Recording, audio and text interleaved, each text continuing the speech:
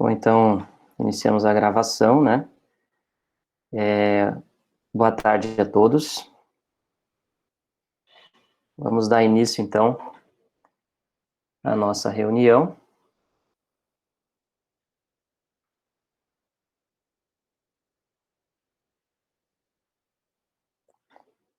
Nossa 8ª reunião ordinária da Câmara de Gestão Administrativa e Governança. Agradeço a presença de todos. Vamos iniciar com os informes, e eu gostaria já de passar os informes da presidência para saudar, né, no primeiro momento, os novos membros que fazem parte agora da nossa Câmara. Eu acho que somente a Keila, né, se faz presente nesse momento, mas nós temos, a partir do dia 18 de maio, né, o início de mandato de 3 representantes dos técnicos administrativos em educação. São eles o Ari, a Jarine, aqui de Barreiras, né, e a Keila, de Bom Jesus da Lapa.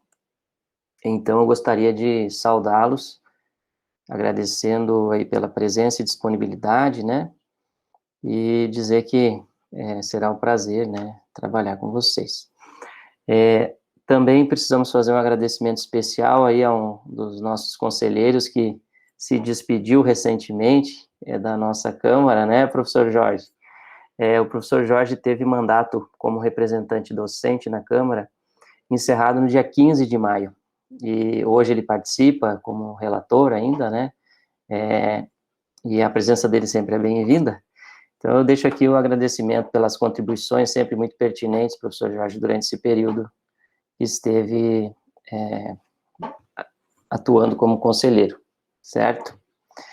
Bom, então temos essas alterações, né, nos membros da Câmara, na composição da Câmara. Eu gostaria também de fazer alguns informes, depois eu vou passar para você, Gleiciane, aqui por escrito, acho que fica mais fácil para você poder incluir na ata, alguns informes referentes ao nosso orçamento, né? Então, nós tivemos recentemente, no último dia 11 de maio, a emissão de uma portaria por parte do Ministério da Economia, que permitiu a liberação daqueles recursos que estavam previstos na Lei Orçamentária Anual, mas que estavam sob supervisão e que, portanto, até onde sabíamos, necessitava de uma aprovação legislativa, necessitava de uma outra lei que aprovasse a liberação desses recursos para o FOB. No ano passado, essa liberação ocorreu por meio de uma lei. E nesse ano nós estávamos esperando a publicação dessa lei e fomos surpreendidos pela emissão dessa portaria. Isso foi bom porque nos permitiu já podermos trabalhar com esses créditos que representavam aí, em algumas ações orçamentárias, 60% de todo o recurso previsto para o ano, né? Então, isso foi bastante interessante. Então, essa portaria é a portaria do Ministério da Economia, número 5.545. Então, ela é uma portaria ampla, né? Então, ela abre aos orçamentos fiscal e da Seguridade Social e da União, em favor de diversos órgãos do Poder Executivo, de encargos financeiros da União, de transferências a estados, Distrito Federal e municípios, e de operações oficiais de crédito, crédito suplementar no valor de mais de 18 bilhões, tá, para reforço das dotações constantes na Lei Orçamentária Anual. Então, já estava previsto, mas estava sob supervisão, e foram, então, esses créditos foram liberados a partir da emissão dessa portaria. Bom, para vocês terem uma noção, com essa portaria, houve a possibilidade de o Ministério da Educação liberar para o FOB, né, os créditos em várias ações orçamentárias, e aí eu vou citar a ação orçamentária 20RK, que é a do funcionamento das instituições federais de ensino superior, é o nosso custeio para praticamente todas as nossas ações. Foram, então, liberados, por meio dessa portaria, R$ 9.236.000, dos 15 milhões que havia sido previsto, né, lá na lei orçamentária anual. 9.236.000 estavam sob supervisão e foram, então, liberados. Na ação 4002, que é a ação relacionada ao Programa Nacional de Assistência Estudantil, né, o PNAES, foram liberados R$ 2.291.000, mais ou menos 60% do valor total, que era R$ 3.900.000. Enfim, então essa é uma boa notícia, porém nós tivemos também uma notícia até anterior a essa, cronologicamente, que nos preocupou bastante, nos preocupa, né, que é relacionada ao bloqueio de recursos pelo governo federal. Isso foi feito por meio de um decreto, o decreto 10.686, foi publicado em 23 de abril de 2021, esse bloqueio, ele é geral também para várias unidades, e para o Ministério da Educação, esse bloqueio foi de 13,8% do total das despesas discricionárias do órgão. Então, ele afetou o Ministério da Educação, e o Ministério da Educação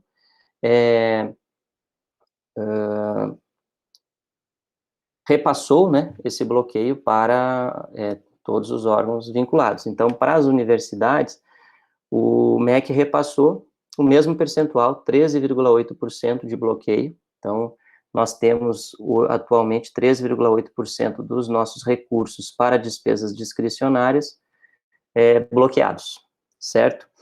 Mas como que foi feito esse bloqueio? Esse bloqueio foi efetuado somente na ação 20RK.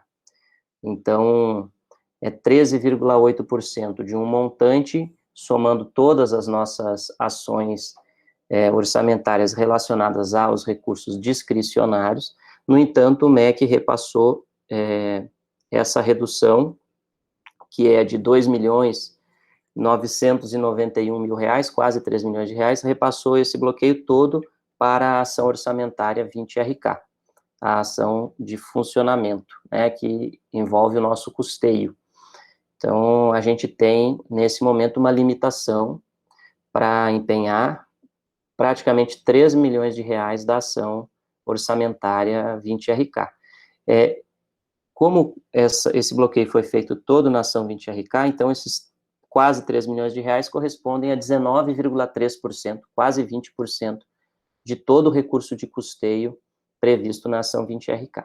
Então, a gente vai ter aí uma certa restrição, que talvez nesse primeiro momento não nos afete muito, né, mas quanto mais próximo do final do ano nós chegarmos, mais seremos afetados, porque aí teremos possivelmente dificuldades para executar, né, nossas ações, em função desses valores estarem bloqueados. É óbvio que existe uma expectativa de liberação desses valores ao longo do ano, de acordo com o comportamento da arrecadação, né, no país. Então, isso tudo ainda é muito incerto, né?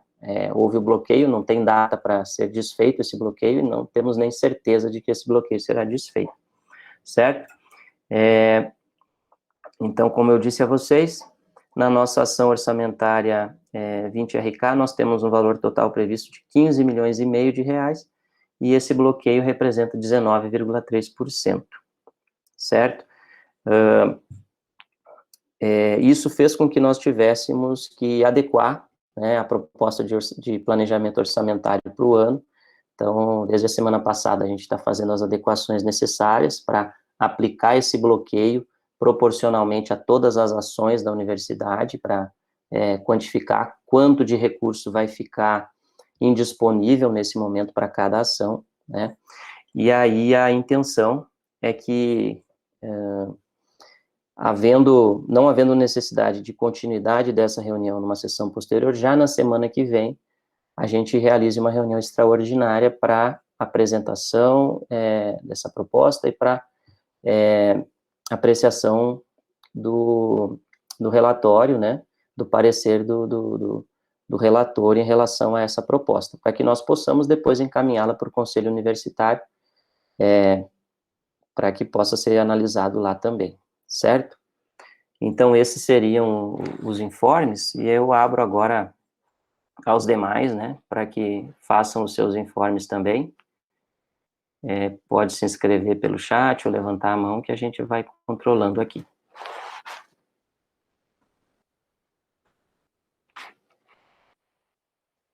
Caso também alguém queira algum esclarecimento, né, fazer algum comentário sobre os informes que foram dados, também fique à vontade.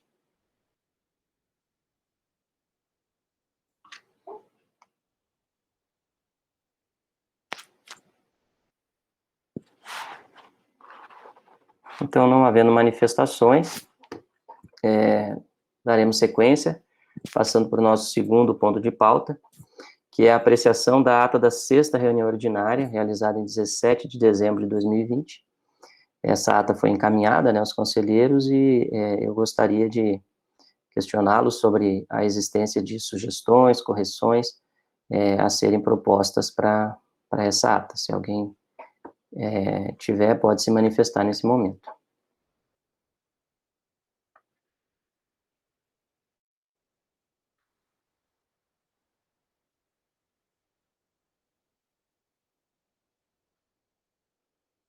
Então, não havendo manifestações, eu submeto a ata da sexta reunião ordinária, realizada em 17 de dezembro de 2020, à aprovação dessa Câmara.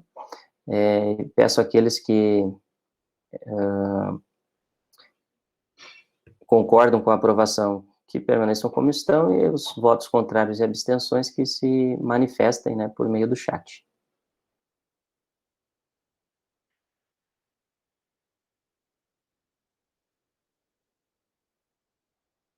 Ok? Então, não havendo manifestações, considero a ata aprovada por unanimidade. Gostaria só de fazer um registro aqui, a participação do nosso colega Ari, conselheiro Ari, que eu verifiquei que entrou nesse momento, então já havia feito uma saudação no início, e faço aqui, Ari, a saudação a você aí que passa a ingressar agora, passa a compor a nossa Câmara. Seja bem-vindo.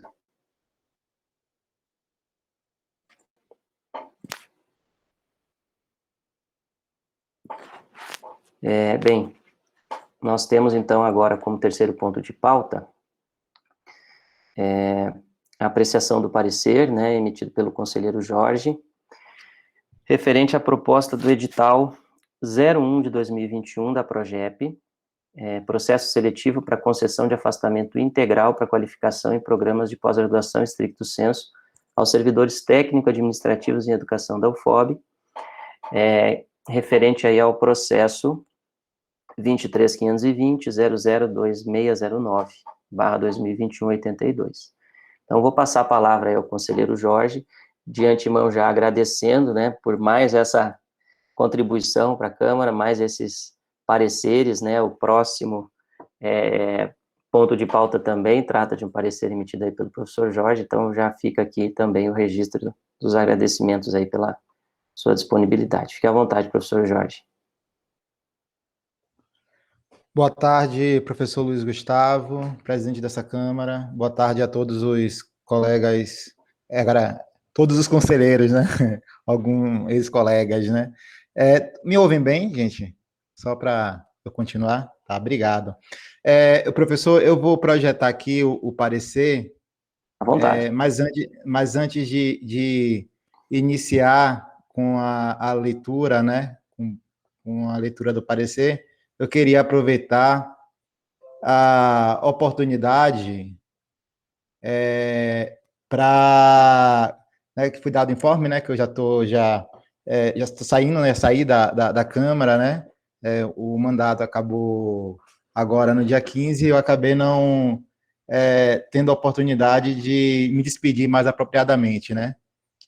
Então, eu queria só aproveitar, né, antes de começar, agradecendo aos meus colegas, né, de Bom Jesus da Lapa, que me confiou, né, a missão, né, de estar representando aqui, né, a categoria docente aqui, né, nessa Câmara, né, bem como no Consune, né. Agradecer também a todos os conselheiros dessa Câmara, nesses últimos 2 anos que eu tive aqui na Câmara, né, como membro, eu pude aprender bastante, né, com todas as pautas que foram enfrentadas aqui nessa Câmara, em cada debate, em cada parecer, eu tenho certeza que eu consegui melhorar muito como servidor, né? Então, participar desses órgãos, né?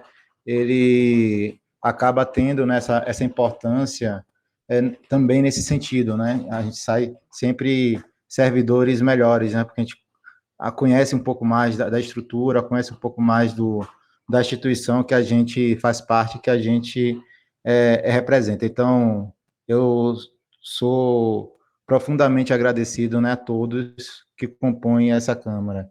E também, né, um agradecimento à presidência, né, ao professor Antônio, né, que foi também presidente dessa Câmara enquanto eu estive, né, aqui, também ao senhor professor Luiz também, que agora é presidente, né, na sequência do professor Antônio. Também fico os agradecimentos pelo profissionalismo e competência, né, e elegância também que vocês têm conduzido essas reuniões, né, e quando membro, né, dessa Câmara, eu coloquei isso no Consune, e isso também é verdade também para todas as câmaras que eu participei, né? Inclusive essa, eu sempre me senti muito à vontade, né, para me manifestar, para participar do debate, e realmente eu me senti muito acolhido, né? E em grande parte isso em razão da condução, né, feita pela presidência dessa Câmara. Então fica aí os meus agradecimentos, né? E só também para poder corrigir uma gafe, né, que eu cometi na reunião do Consune, né, que eu acabei não estendendo os agradecimentos também à Gleiciane, né, então aproveito agora para poder corrigir, né, esse ato falho lá do Consune, né, acabei fazendo pelo chat, né, mas às vezes as pessoas que estão nos bastidores, a gente acaba não dando o mérito necessário, né, e também eu aproveito também para corrigir isso, agradecer também a Gleiciane, que todas as vezes, né, que eu precisei da secretaria do conselho, ela sempre foi muito prestativa e sempre me deu todo o apoio necessário para conduzir aqui aquilo que me competia aqui nos trabalhos. Então fica aí essa correção e os meus agradecimentos. E, por fim, né, já chegando no final desses agradecimentos, eu quero aproveitar saudar também os novos membros daqui da Câmara. Fiquei bastante feliz de ver a Keila, né, que é uma colega de Lapa, né, e eu tenho certeza que essa Câmara agora está bem melhor representado por Lapa, né? Claro que ela não está na condição de representante docente, mas eu conheço Keila daqui do trabalho que ela realiza aqui no campus, um excelente trabalho, e eu tenho certeza que essa Câmara ganhou bastante com a presença dela, né? E também todos os outros colegas também que estão compondo essa nova formação da Câmara. Então, também fica aí as minhas saudações. Então, eu vou entrar no parecer, não sei se vocês enxergam aqui, estão enxergando a tela, gente? Que agora eu não estou conseguindo ver mais nada. Sim, sim, professor Jorge. Estamos Tá, visualizando. Se puder aumentar um pouquinho o zoom, ok. ainda cabe na tela. Ótimo. O melhor, né? Perfeito. Bom, antes de mais nada, né, também quero parabenizar a Progep pela proposta, né, de edital. Realmente, esse edital, ele é de extrema importância, né, porque ele acaba atendendo uma demanda que se tem aqui na universidade, né, por essas concessões aí de afastamentos para a qualificação. Então, já fica aí também meus parabéns à Projeto. Bom, esse parecer, ele é relativo ao processo 23.520, 002609 e 2021, traço 82, né? que trata, né, da proposta de edital PROJEP número 01/2021, que é processo seletivo para concessão de afastamento integral para qualificação em programas de pós-graduação estricto sensu aos servidores técnicos administrativos ao FOB. O interessado é a Pró-Reitoria de Gestão de Pessoas, a PROGEP, e o relator é o professor Jorge Luiz Oliveira Santos. O objeto de apreciação, né, é a proposta de edital, PROJEP número 01/2020, né, como falei, que trata do processo seletivo para a concessão de afastamento integral para a qualificação em programas de pós-graduação em estricto sensu aos servidores técnicos administrativos da UFOB. Eu vou pedir licença ao Conselho para pular histórico, né, traz aqui só a descrição dos documentos apensados ao processo e partir já para as considerações. Sem problema. Ok, obrigado, professor. O processo 23.520, 002609, barra 2021-82, referente à proposta de edital, PROJEP, número 01/2021, trata-se de processo seletivo para fins de classificação de servidores técnicos administrativos em educação, né, TAI da UFOB, aptos à concessão de afastamento integral para a qualificação em programas de pós-graduação em estricto sensu. A proposta de edital em tela está de acordo com o que é preconizado no artigo 96A da Lei 8.112/90, que dispõe sobre o regime jurídico dos servidores públicos civis da União, das autarquias e das fundações públicas federais, e também com os preceitos estabelecidos no decreto número 9.991/2019, que dispõe sobre a Política Nacional de Desenvolvimento de Pessoas da Administração Pública Federal Direta, autárquica e fundacional, e regulamenta dispositivo da Lei 8.112 de 90, né? Quanto à licença e afastamentos por ações de desenvolvimento. Contudo, na proposta de edital, o subitem 2.7 do item denominado das inscrições versa: será eliminado do presente processo candidato que a qualquer tempo cometer falsidade ideológica, dispensar tratamento inadequado ou descortês a qualquer membro envolvido do processo seletivo. O critério de eliminação denotado no subitem 2.7b parece desnecessário, uma vez que o processo de inscrição será realizado eletronicamente. Além disso, no entendimento deste parecerista, o subitem 2.7b também contém critérios de eliminação demasiadamente subjetivo, pois não traz uma definição clara do que seria tratamento descortês e permite a eliminação do servidor do pleito sem a devida garantia da ampla defesa e do contraditório. Outra coisa, havendo abuso ou comportamento inadequado por parte de qualquer servidor inscrito, existem os meios legais para tipificar o ilícito, apurar os fatos e aplicar as eventuais penalidades. Exemplo, artigo 331, decreto de lei 2848/40, artigo 116, inciso 9º, inciso 11º, né, do artigo 132, incisos 5, 6 e 7 da lei 8.112/90, e dentre outros dispositivos legais. Feitas essas considerações, também aqui sugeri alguns ajustes, né? E o primeiro é retirar esse subitem 2.7b, né? Alterar a redação do subitem 3.12, passando ao seguinte texto, né? Pontuação alcançada com documentação apresentada de acordo com o barema constante no anexo 3. Então, na verdade, essa alteração é só incluir aqui, porque ele faz referência, né? E não especifica, né? E não será pontuado quando da avaliação do barema houver item desacompanhado das documentações probatórias e B, quadro do anexo 3 não preenchido ou preenchido de forma inadequada. O texto está basicamente a mesma coisa que estava. Terceiro, alterar no subitem 4.4 a palavra itens anteriores por item 4.3. 4, D, né? Incluir como subitem 5.1 do item 5, considerando que no cronograma, né, do anexo 1 é previsto a divulgação do resultado parcial, mas o item 5 não traz essa previsão, com a seguinte redação.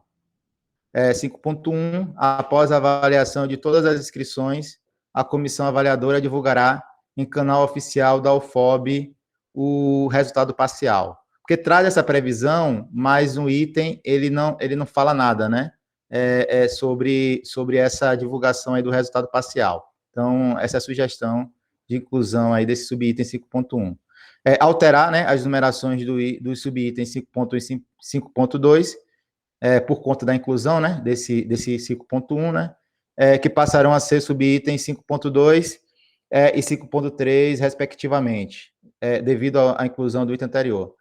Também alterar a redação do, então, subitem 5.1, em razão da não previsão de divulgação e homologação do resultado final após período recursal, passando a vigorar com as seguintes redações. 5.2, após o término dos trabalhos das comissões avaliadoras e findado, né, então a gente adicionou aqui esse trecho aqui, né, findado o período recursal, caberá à PROGEP a divulgação e homologação final dos resultados do processo seletivo. F, elaborar e adicionar ao edital um formulário, como anexo 4, para a interposição de pedidos de reconsideração e recurso, visto que o item 6 não traz prazo para os pedidos de reconsideração e nem para a interposição de recursos, também não traz formulário próprio para interposição de recurso. G, alterar a redação do item 6 em razão da inclusão do anexo 4 e da inclusão de prazo para pedido de reconsideração e interposição de recurso, passando a vigorar com a seguinte redação. 6. Dos pedidos de reconsideração e dos recursos, caberá pedido de reconsideração à comissão avaliadora, que se manifestará quanto ao deferimento ou não do solicitado. Caso indefira totalmente ou parcialmente o solicitado, caberá à comissão emitir parecer para que subsidie, em caso de recurso, a análise pela comissão de recurso. 6.2, após a divulgação do resultado parcial, o candidato poderá, em até 48 horas, solicitar a reconsideração do resultado e a comissão avaliadora terá 48 horas para a divulgação dos resultados dos pedidos de reconsideração. 6.3, do indeferimento do pedido de reconsideração, caberá recurso junto à comissão de recursos, designada e composta por membros da Pró-Reitoria de Gestão de Pessoas. Após a divulgação dos resultados dos pedidos de reconsideração, o candidato que tiver seu pedido indeferido poderá, em até 48 horas, interpor recurso contestando o resultado e a comissão de recurso terá 48 horas para a divulgação do resultado final. Então, vejam que as mudanças aqui propostas nesse item G aqui, né, que para o item 6, é justamente a inserção aí desses prazos e também definir melhor essas fases aí de recurso, porque não estava muito bem definido no item 6, né, que você tem duas fases, né, que é um pedido de consideração e o outro que é o recurso em si, né, então essa proposta aqui tem esse objetivo de deixar isso mais claro.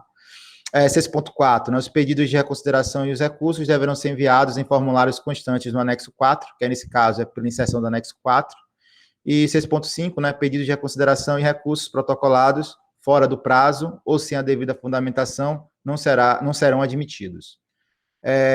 H, substituir na tabela do anexo 3 quantidade de itens, né, abre parênteses, candidato, por pontuação pretendida, e descrição do indicado no item, quantidade pelo candidato, por documentos anexados.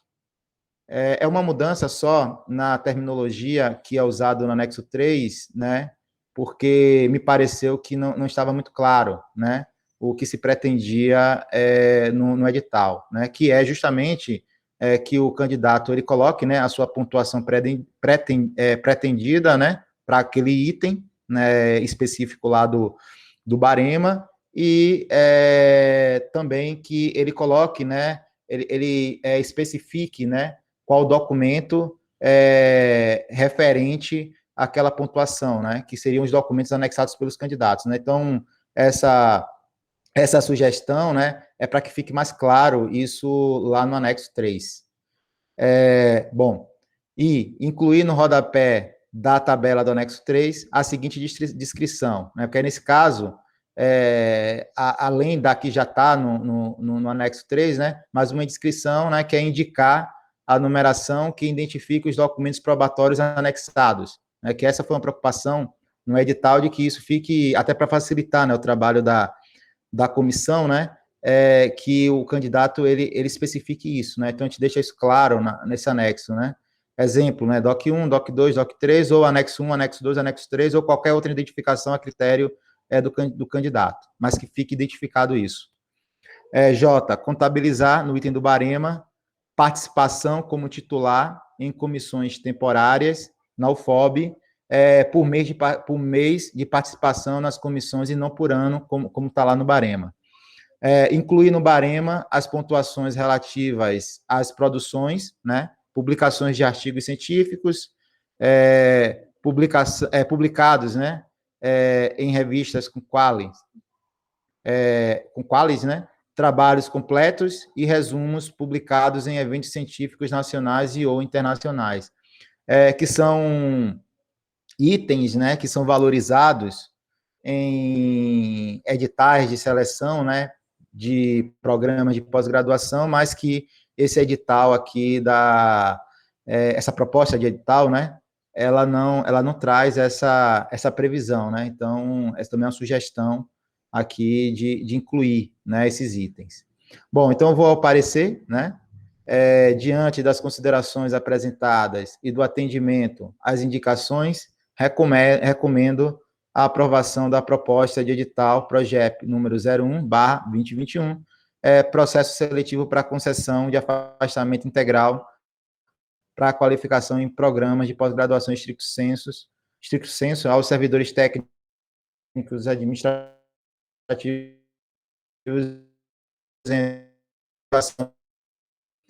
e aí, no parecer, o professor Jorge Luiz Oliveira Santos, então conselheiro dessa Câmara e relator. Devolvo a palavra ao professor Luiz e já me coloco à disposição do conselho. Muito obrigado, professor Jorge. Mais uma vez, obrigado pela emissão do parecer, parabéns pelo parecer emitido. Realmente, a proposta desse edital é algo muito importante, né, para que a gente possa regular, né, e organizar, né, os processos tanto de pedido quanto de análise, né, das solicitações para afastamento integral, né, no âmbito aí dos servidores técnico-administrativos. As recomendações de ajuste do professor Jorge considero bastante pertinentes, acho que elas vêm no sentido de complementar, né, e às vezes de deixar um pouco mais claro o edital, então achei que contribuíram bastante, e não tenho nenhuma objeção a apresentar, no entanto, já franqueio a palavra aos nossos conselheiros para que possam se manifestar. Eu creio que o professor Cleiton queira fazer uma fala, e já que veio, né, a proposta de edital veio da PROGEP, de repente já passo, professor Cleiton, a primeira fala para o senhor poder fazer as considerações, e aí, na sequência, conforme as inscrições, nós vamos concedendo a palavra. Obrigado. Boa tarde, professor Luiz. Boa tarde a todos os colegas que estão aqui na Câmara com a gente. Na verdade, eu vim mais para ouvir mesmo do que para falar. Eu queria agradecer ao Jorge pelo parecer, dizer que nós nos debruçamos nas duas propostas de editais, né, que daqui a pouco a gente vai falar sobre a de docente também, e como foi muito bem lembrado tanto pelo professor Jorge quanto pelo professor Luiz, essa é um anseio, né? Esses editais, há algum tempo eles não aconteciam, e logo com a minha chegada na Progep, a gente priorizou esses editais para atender essa demanda, e nós ficamos bem cansados com o edital, porque nós fomos, voltamos, revisitamos, ajustamos, e aí chegou um momento que a gente falou, olha, vamos encaminhar, porque aí as contribuições virão para aquilo que passou despercebido, aquilo que, enquanto equipe, enquanto Progep, nós não demos conta pelo cansaço, por fazer a atualização dos editais de acordo com as novas normativas para qualificação de pessoal e por tudo isso.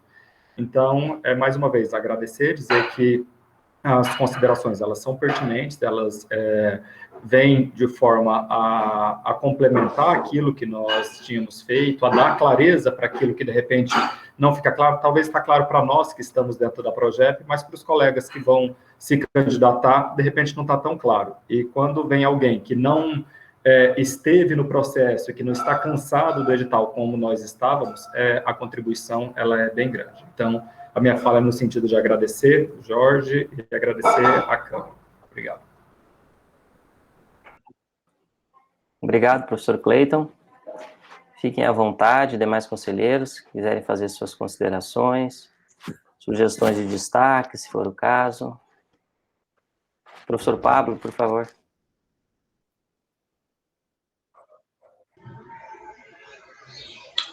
Bom, boa tarde a todos os colegas. Primeiramente, parabenizar o professor Cleiton pela elaboração do edital, assim como a equipe da Progep, e também o Jorge pela leitura atenciosa. E aí eu compreendi a leitura do Jorge, que foi alguns pontos que quando eu só consegui ler ontem de noite, na verdade, o edital, e foi mais ou menos os pontos que em alguma medida me preocupou também. Um dos elementos que o Jorge tinha chamado a atenção foi a questão da sindicância, o processo administrativo excluir o candidato. E eu achei isso um pouco temerário, porque isso não implicaria ainda numa condição de culpado, enfim. Então, isso poderia ser revisto, digamos assim, para não ser um critério de exclusão.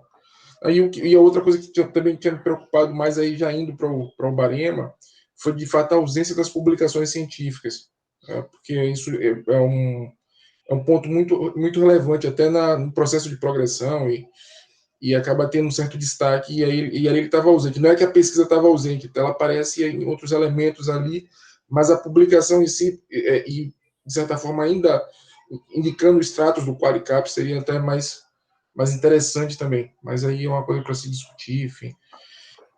Mas, no geral, o resultado foi bom. Só essas duas observações que me deixaram um pouco mais preocupado. E a outra também, né, uma terceira que também o Jorge já tinha sinalizado, que é a questão do trato, eu não lembro agora a palavra, de uma certa disposição, que antigamente aparecia na universidade como falta de urbanidade. Eu já vi em alguns documentos que é uma coisa bem subjetiva, assim. Então, às vezes, não fica muito claro que pode ser essa falta de urbanidade ou de ser descortês, né? Isso aí é algo também que merece ser melhor definido, né? Para não ter nenhum entendimento equivocado em relação a isso. Mas só essas observações mesmo. Especialmente a questão do Barema, eu acho que a gente precisa revisitar esse ponto da pesquisa, dar mais destaque à pesquisa. Eu acho que a gente centrou muito na questão dos cargos administrativos. Sabe? E aí, descentralizar isso, até porque assim, o cargo administrativo, alguns são elegíveis, outros indicados, mas a pesquisa é o que está aberto, de certa forma, de uma maneira mais democrática para toda a universidade. E aí isso pode ser um mecanismo diferencial, digamos assim, no resultado final. Mas é só essa observação que eu tenho para fazer mesmo. E agradecer aí o trabalho feito. Muito bom, professor Pablo. Eu passo agora a palavra ao conselheiro Jairo. Obrigado, professor Luiz Gustavo. Boa tarde. Boa tarde a todos os conselheiros e conselheiras, quem nos assiste.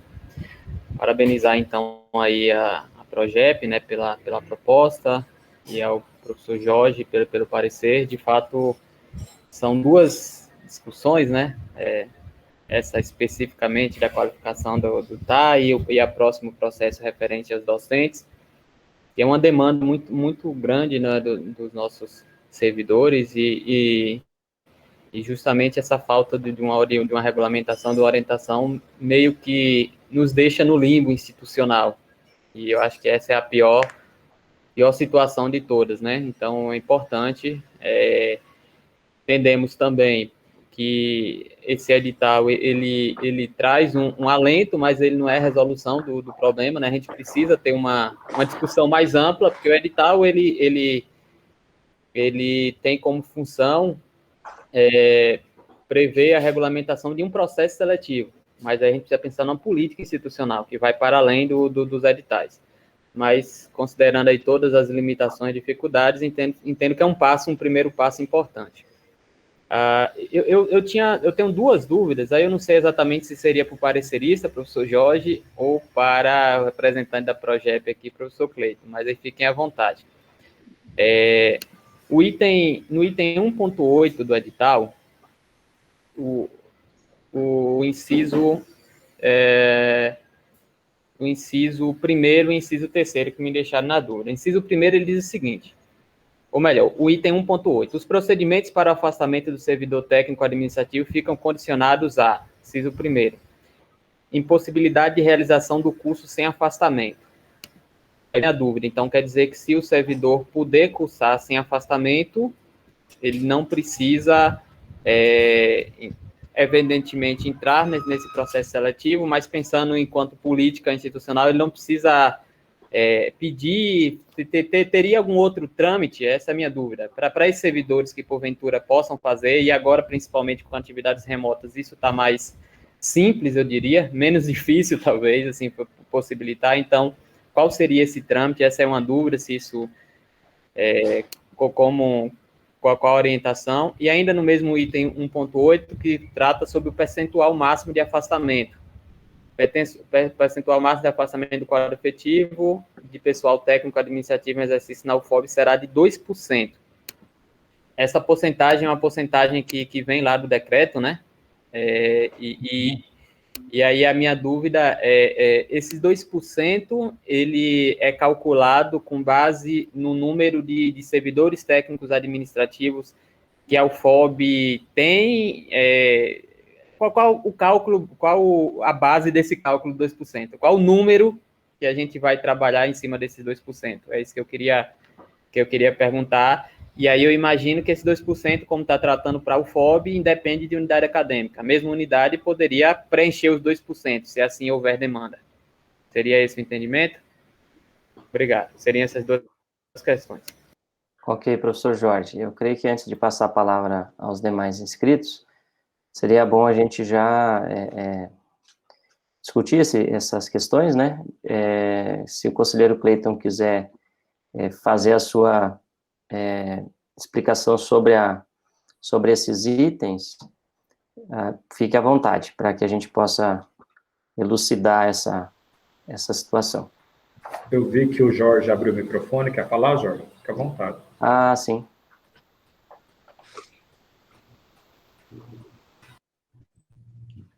Eu acho que tá travado, né? O professor Jorge está nos ouvindo?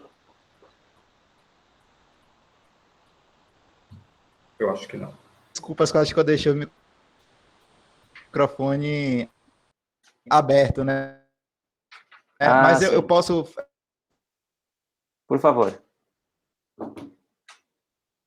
Vocês me ouvem, gente? Me ouvem?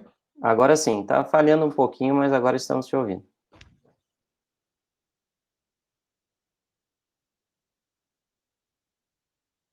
Vocês me ouvem, professor? Tá falhando um pouquinho. Em alguns momentos sim, mas tem falhas. Então, primeiro peço desculpas, né? Que eu acho que eu deixei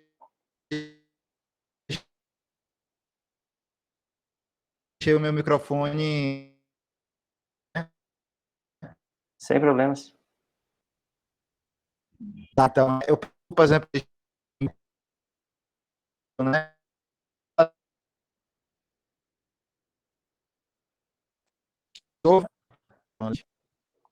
Me ouve, Eu professor? acho que a sua internet ela tá falhando um pouquinho. Tem cortes. Talvez se desabilitar o vídeo, professor Jorge. Aí eu talvez vou fazer fique isso. mais fácil. Não sei se melhorou hoje. Melhorou agora? Melhorou. Pronto, então acho que é isso mesmo. A internet, ela deixa a desejar, né? Então, eu primeiro peço desculpas, né? Acho que eu deixei o áudio aberto, né? Sem Mas, problemas. mas eu já posso já também trazer um pouco da minha visão com relação a é, esse item 1.8 que o professor Jairo, ele tocou, né? E aí o professor Clayton, ele pode me corrigir, né? Se eu tiver equivocado, né? O que eu entendi, professor Jairo, desse item 1.8, né? Ele diz respeito à situação daquele servidor que ele pode estar na condição de servidor estudante, né? Que isso também já tem essa previsão. E o 3, né, do item 1.8, né, esse percentual, a resolução, ela traz, né, esse cálculo e até onde vai meu entendimento, né, ele diz respeito a esse percentual a todos os técnicos administrativos que a gente tem na nossa universidade, né? E aí, essa distribuição, né, ficaria, né, a cargo, então, aí, desse levantamento, né, desse número e essa previsão também no momento aí do edital, né? Não sei se era bem isso, né, que a comissão, né, quis colocar nesse item 1.8, né, mas esse foi meu entendimento quando eu li o edital. Então, é isso. Não sei se eu respondi, e aí eu já devolvo a palavra, professor. Obrigado, conselheiro Jorge.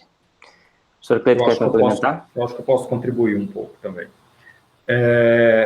Quanto ao primeiro questionamento, a nova política de desenvolvimento de pessoas, ela diz justamente isso, que sempre que for possível que o servidor faça a sua qualificação sem afastamento, lhe será permitido.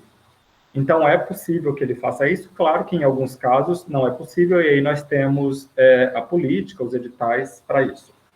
E a dúvida do professor Jairo quanto como que nós vamos instrumentalizar isso, né? Procedimento, qual será o procedimento para aquele que não está no edital? Caso ele consiga fazer sem afastamento, mas tenha necessidade de alguns ajustes, e é possível também, ele se enquadra lá dentro do estudante, em que vai fazer uma carga horária, cumpre a sua carga horária, mas com alguma flexibilidade quanto à alocação desses horários, do momento em que ele trabalha.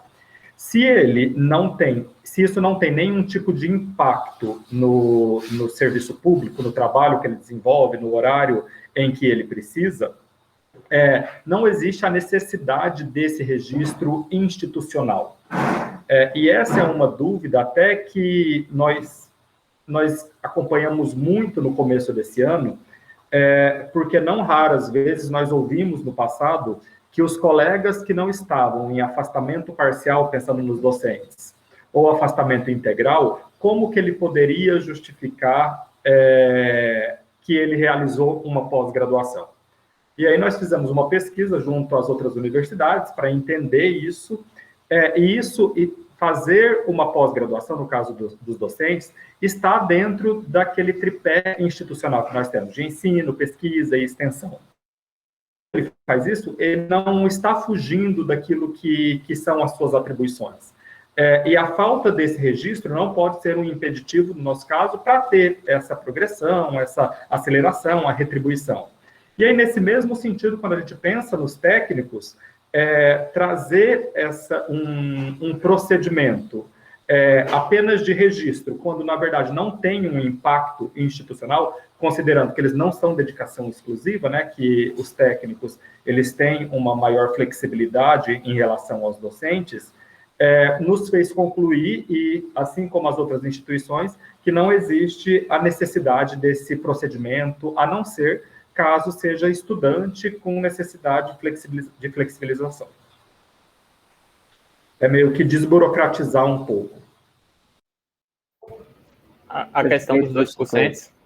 Isso, ficou a dúvida sobre o cálculo, Verdade. né? O cálculo ele é feito em cima de todos os técnicos que nós temos. Hoje nós temos 247, se eu não me engano.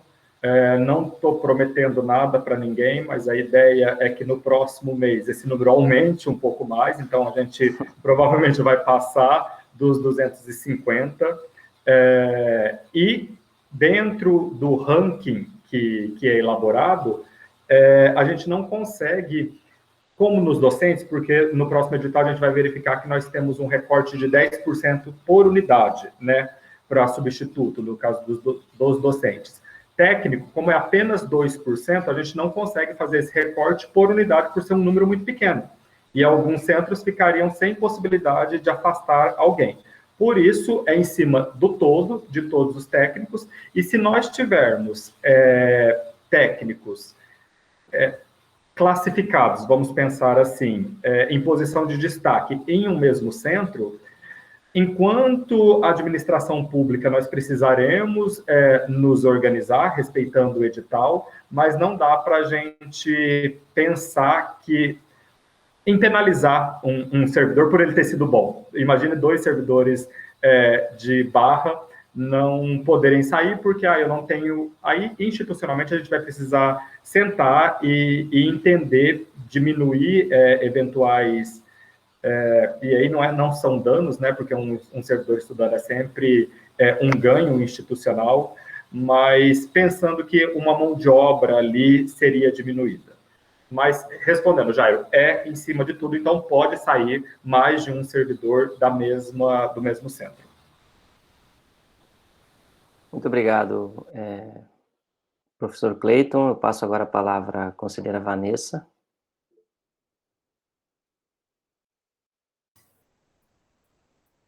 Boa tarde, professor Luiz e demais conselheiros e conselheiras. Também gostaria de começar parabenizando o professor Jorge, né, pelo parecer e pelas contribuições ao longo desses 2 anos conosco aqui na Câmara.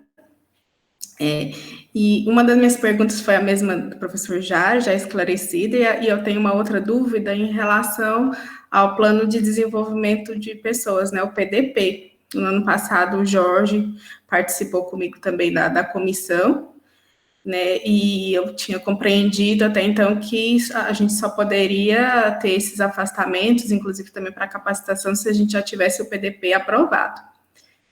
Aí eu não sei se Cleiton poderia esclarecer essa questão, se de fato esses servidores vão poder se afastar a partir do meio do ano. Perfeito, Vanessa. Eu não saberia responder realmente essa dúvida. Vamos ver se o conselheiro Cleiton consegue nos ajudar. Vamos lá. O PDP, ele é o guarda-chuva, né? Ele vai trazer todas as políticas de desenvolvimento de pessoas, mas até que ele esteja instituído, nós podemos desenvolver ações no sentido da qualificação. Como o nosso, ele estava recebendo contribuições, né? Eu acredito que ele tenha avançado um pouco mais no último mês, como ele não ficaria pronto a tempo. E ainda assim, nós não temos um impeditivo, considerando que nós temos a possibilidade legal desse afastamento de 10% e 2%, previsto em legislações específicas, não tem nenhum impedimento. O ideal é que o PDP ele esteja aprovado, porque nós não ficamos apenas num edital como esse, nós teríamos outras frentes de qualificação, seria muito mais ampliado, mas até que ele fique pronto para minimizar esse dano e não continuar penalizando, porque de alguma forma a gente acaba por penalizar, né, os servidores quando a gente não permite. Nós decidimos pelo edital e é possível. Muito obrigado, professor Cleiton. Ari está inscrito, então seja bem-vindo, Ari, novamente, por favor. Boa tarde a todas as conselheiras e os conselheiros. Aproveitar agora para, com voz, agradecer as boas-vindas, professor, e fazer novamente o registro da minha dificuldade com a internet. Por isso que eu vou deixar a câmera desligada, porque a impressão que eu tenho é que quando eu não socializo imagem ou projeto algo, ela funciona um pouco melhor. Com certeza, sem problemas. Pedir licença à Câmara para agir dessa forma. Bom, eu primeiro agradecer imensamente a colaboração do conselheiro Jorge, que fez a relatoria, e muito bem, inclusive, contribuiu bastante, apontou até questões que eu ainda não tinha parado para observar, e aí fazer o registro de que a minha leitura sobre o edital ela foi um tanto quanto rápida, pelo fato de estar chegando na Câmara agora, então peguei tive acesso ao material dentro de uma outra rotina de trabalho, tive que ver ali em que tempo eu ia conseguir ler. Por conta disso, estou aproveitando bastante esse momento para me aproximar mais dele ainda. Aproveito para agradecer também a proposta do edital, sobretudo porque a categoria de técnico administrativo, como já foi colocado aqui anteriormente, acho que pelo conselheiro Pablo, não sei, ou pelo conselheiro Jair, me perdoe qual dos dois foi, já aguarda por uma proposta que possa nos dar uma segurança institucional nos nossos processos de afastamento para qualificação. Qualificação essa que a universidade só tem a ganhar. Hoje nós somos para mais de 10% da categoria já entre mestre, doutores, doutorandas, mestrandos e pós-doutorandas, né? O PCC TAI traz em praticamente todas as descrições de cargos do nível E, os verbos realizar estudos e pesquisas, pesquisar, estudar, e no meu caso específico de pedagoga, elaborar e desenvolver projetos de ensino, pesquisa e extensão. Então, a qualificação no âmbito de lidar com o objeto acadêmico, de lidar com o universo da pesquisa e de estar bem aparado, bem instrumentalizado para pesquisar e com reconhecimento no meio acadêmico é imprescindível para que as funções de técnico administrativo em educação do nível E possam se desenvolver. Nesse sentido, a universidade, eu estou fazendo esse agradecimento direto aos proponentes do edital, mas fazendo também o registro de que a universidade está no caminho de se qualificar, só tem a ganhar quando nós técnicos administrativos nos qualificamos. E aí vem as questões que eu espero entender melhor agora nessa nossa discussão. Algumas delas já foram respondidas, porque quem me precedeu já apontou algumas questões que foram respondidas. Eu não entendi direito e gostaria de solicitar ao conselheiro Cleiton, se for possível, que ele me ajude a entender melhor a questão da flexibilização, no nosso caso de técnicos administrativos, a flexibilização para a participação dessas atividades, visto que estamos todos no regime de 40 horas, né? Então, dedicação absoluta e exclusiva dessas 40 horas à Universidade Federal do Oeste da Bahia. Eu queria entender melhor a questão da flexibilização, até para conseguir contribuir com os meus colegas que vêm até nós que já passamos por esse processo de mestrado, doutoramento, buscando orientações. Quanto ao parecer, como eu disse, mais propriamente dito, as dúvidas, algumas foram esclarecidas, eu só tenho duas questões que eu queria apontar, uma no item direto ao edital, então eu também não sei se seria direto ao parecerista, ou quem puder quem puder compreender, contribuir com a minha compreensão. No item 1.7, eu senti falta da modalidade pós-doutoramento. Como eu disse, nós já temos colegas, né, nesse caminho, então é de interesse para a categoria que nós tenhamos essa possibilidade também do afastamento para pós-doutoramento, como prevê o parágrafo 3º do artigo 96 da 8112. Seria interessante. Inclusive, fazer o alerta, né, que sendo incluído esse item, mais para baixo, outros artigos talvez precisassem de alterações e coisa desse tipo. Fico preocupado também um pouco com a questão do item é isso mesmo, do item 1.8, quando ele fala da impossibilidade da realização do curso sem afastamento, que eu acho que a gente poderia definir melhor o que é que significa essa impossibilidade, qual é a realidade que define essa impossibilidade. E no item seguinte, diz da comprovação da possibilidade de seus pares de assumirem as atividades do servidor pleiteante. Nós, técnicos administrativos, não temos a possibilidade de ser substituído por contrato temporário, né, como acontece em alguns casos para docentes. Então, isso faz com que o setor tenha de se organizar para dar conta da lacuna que um técnico a menos deixa quando ele sai por um período de afastamento.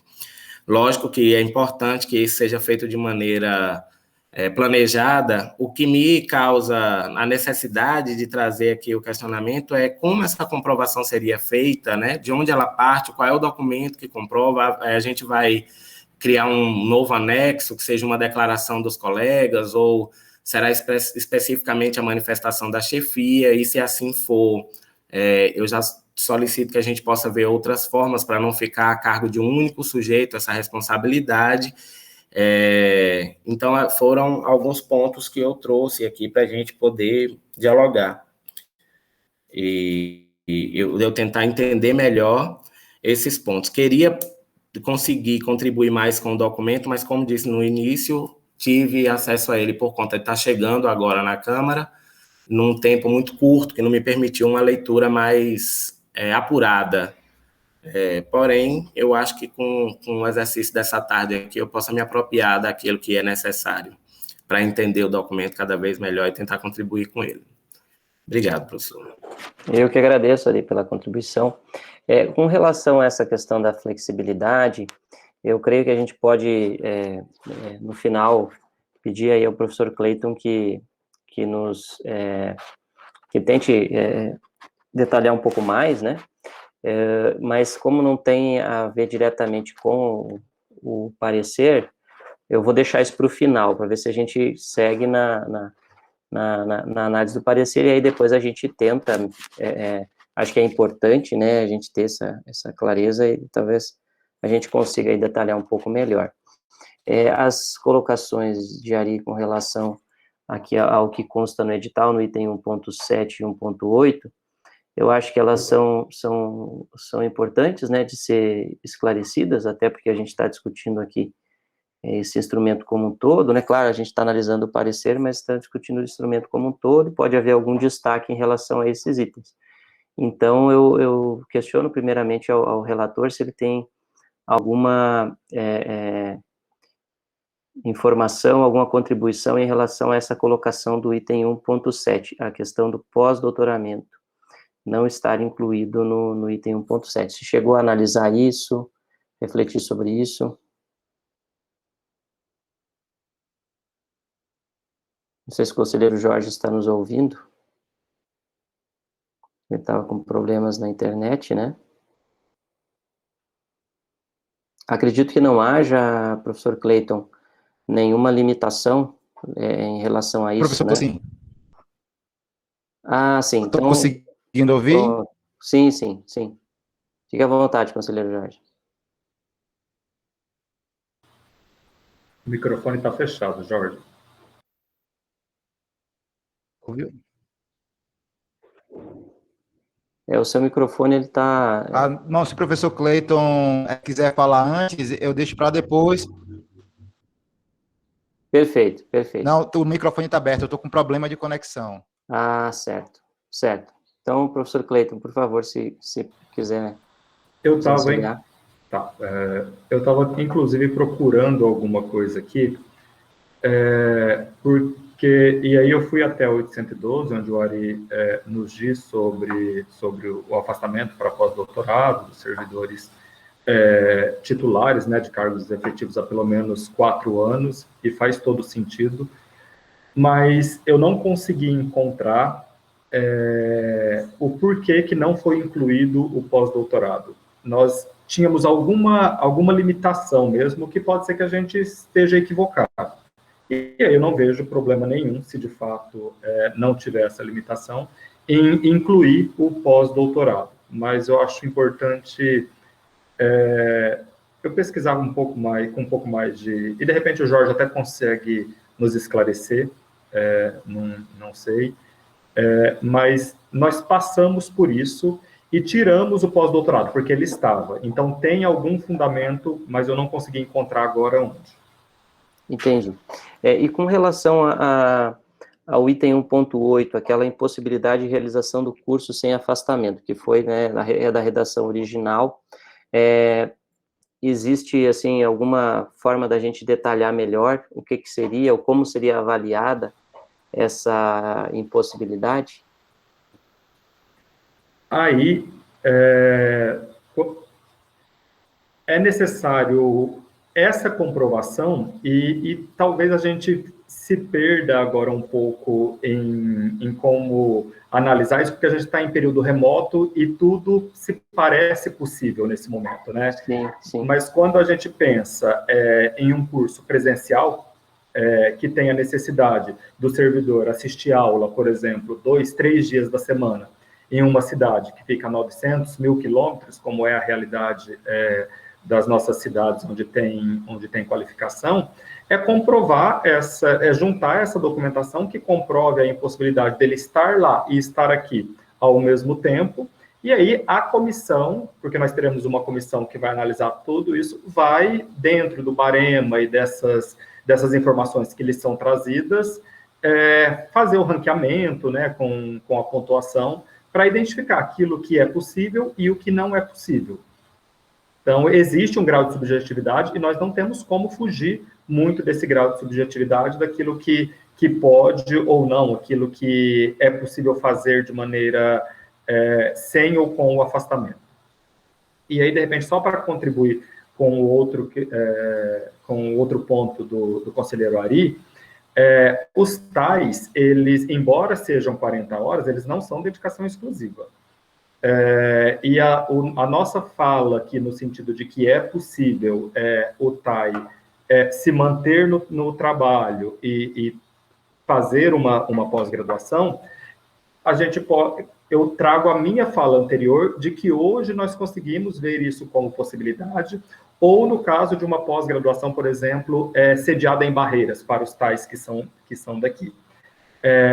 E esse afastamento, ele pode fazer um ajuste de horário, desempenhar suas atividades, por exemplo, no horário noturno, em que nós temos expediente, né, o foco, digo expediente, a gente está pensando nos centros, mas claro que a gente está em uma questão de trabalho remoto que flexibiliza isso e, às vezes, erroneamente, nos faz crer que é possível algumas questões que não são possíveis. Então, nós precisamos ponderar isso, mas os tais, pelo fato de não ser dedicação exclusiva e a legislação permitir horário especial para o servidor estudante, é possível alguns ajustes. Certo, professor Cleiton, eu agradeço. Bom, também acho que entendi, né, quando havia feito aquela colocação no início sobre dedicação exclusiva, entendi que você estava se referindo ao regime de trabalho, né, então que limita um pouco mais, né, a atuação dos servidores docentes, mas a gente também precisa reconhecer que em alguns casos, mesmo no caso de um servidor técnico administrativo, não há como conduzir as duas atividades, né, concomitantemente. Então, essa possibilidade abre esse edital, e a própria legislação, né, abre essa possibilidade de afastamento integral justamente para aqueles casos em que não houver possibilidade. Às vezes, a própria questão de horários pode ser o impeditivo, né, então não há como o servidor mudar de horário, a instituição não consegue, no caso dele, na função que ele executa, conceder um horário especial. Isso pode acontecer, então isso pode ser o limitante para que ele tenha, né, que realizar a pós-graduação com o afastamento total, né, integral. Então, é nesse sentido. Bom, eu vou conceder a palavra ao professor Antônio, já que o conselheiro Jorge, ele está com um pouco de dificuldades, né, com relação à internet, e aí depois a gente retoma a questão do item 1.7, né, do pós-doutorado, Uma pena que o professor Cleiton não lembrou qual foi o motivo de que ele não foi incluído aqui, né? E aí eu acho que a questão do item 1.8, a meu ver, e aí a gente pode consultar o relator, se ele tem alguma sugestão, né, de alguma redação que possa esclarecer um pouco mais, mas a meu ver, com esse esclarecimento do professor Cleiton, a gente entende como que seria avaliada, né, essa questão da impossibilidade. Eu vou passar, então, a palavra ao professor Antônio para suas contribuições. Boa tarde, professor Luiz, obrigado pela sessão da palavra. Então, boa tarde a todos os conselheiros e todas as conselheiras, dar as boas-vindas aí para os novos conselheiros, a Keila e o Ari. E, de início, parabenizar o professor Jorge aí pela percepção que ele teve sobre o edital. Eu também havia feito uma observação, professor Jorge, né, exatamente como o senhor fez aí sobre a inclusão das publicações. E parabenizar, né, aí o compromisso que a Pró-Reitoria de Gestão de Pessoas teve, né, conduzida pelo professor Cleiton, com a publicização desse edital, que ele, para a categoria dos técnicos, é um edital que tem um significado bem interessante, né, eu acompanhei bastante, assim, os questionamentos dos pais, né, desde 2016, quando a gente começou a liberar, na verdade nem 2016, né, mas 2014 mesmo, quando a gente tinha a resolução 08/2014 do CONEP, que ela tinha o plano de qualificação docente, e havia, né, a necessidade, desde os primórdios, de que a universidade também tivesse uma manifestação, né, e um instrumento que possibilitasse a saída dos tais, né, de forma que lhes dê toda a segurança jurídica, né, que é através de um processo seletivo aprovado dentro de um órgão colegiado. E, para além disso, o professor Jairo colocou no início, né, a questão da política, né, só lembrando que o plano de desenvolvimento de pessoas, ele foi para a comunidade, professor Jairo, foi fevereiro, março e abril, ficou praticamente 3 meses na comunidade para contribuições, né, e aí a gente até espera que os diretores de centro, né, que todos os representantes tenham feito essas discussões no âmbito de cada centro, porque assim, uma vez que dentro das instâncias colegiadas temos os representantes, é importante que se tenha essas discussões lá dentro, né? Eu me lembro que nós havíamos dado 40 dias para contribuições da comunidade acadêmica sobre o plano de desenvolvimento de pessoas, mas em que a representação docente do campus Santa Maria da Vitória entrou em contato comigo, na época eu estava, isso em final de março agora, eu estava respondendo pela Câmara, porque o professor Luiz estava num afastamento no momento, e aí eu conversei com a representação docente de Samavi, e nós concedemos mais 30 dias de contribuições da comunidade, de forma que eles pudessem fazer as contribuições. Esse documento, inclusive, ele andou nas listas, né? E, então, ele está na mão do relator agora para que seja emitido o parecer. E aí, assim que o parecer for emitido, considerando a minuta que foi disponibilizada para a comunidade, juntamente com as contribuições, esse documento estará em pauta, né, nesta Câmara, para que seja tão logo aprovado. Mas qual foi a ideia de fazer os editais, né? Os editais é exatamente, porque assim, inicialmente a gente achava que esse PDP pudesse estar aprovado o quanto antes, mas a gente sabe, né, que é um documento muito, eu não digo nem delicado, mas é um documento abrangente, e que ele precisava desse tempo de amadurecimento na comunidade, e aí para que a comunidade acadêmica, né, tanto os professores quanto os técnicos, pudessem participar de um processo seletivo, a Corredoria de Gestão de Pessoas tomou a iniciativa, né, e uma iniciativa muito aplaudida, né, plausível, de que fossem lançados esses editais, tá? Para que desse esse tempo, inclusive, para a discussão do próprio PDP dentro dos órgãos que são competentes, né, no caso esta Câmara, e depois para dentro do Conselho Universitário para referendar, né, a decisão aqui ou abrir uma nova discussão, tá? Então, sobre algumas colocações, né, eu vi que o conselheiro Ari até chamou a atenção para o pós-doutoramento. Na minha cabeça, quando eu vi a ausência do pós-doutoramento, o que eu imaginei? Eu imaginei assim, falei, olha, nós temos uma quantidade de servidores técnicos administrativos da educação muito maior, né, com a possibilidade de fazer o mestrado, né? E aí eu imaginei que, nesse momento, estaria priorizando a qualificação no nível de mestrado, considerando que são poucos os que têm o nível de mestrado no âmbito da universidade, perdão, o nível de doutorado, né? Para que pudessem sair para um pós-doutorado. Então, eu imaginei que fosse essa, e eu acho que a Câmara também tem essa liberdade, nós temos aqui as representações dos técnicos, né? Se também é interessante que tenhamos essa interpretação aqui, considerando, né, que fosse, nesse momento, priorizar, mas embora a gente já está vendo, né, a legislação não traz impedimento, mas eu acho que se fosse levando em conta esses números, tá? Aí, mas é algo que a Câmara precisa, né, tomar também, dar o seu posicionamento. Eu até tinha entendido, né, quando estava lá, né, no item, a possibilidade de comprovação, né, da impossibilidade, né, de fazer a pós-graduação, seu afastamento.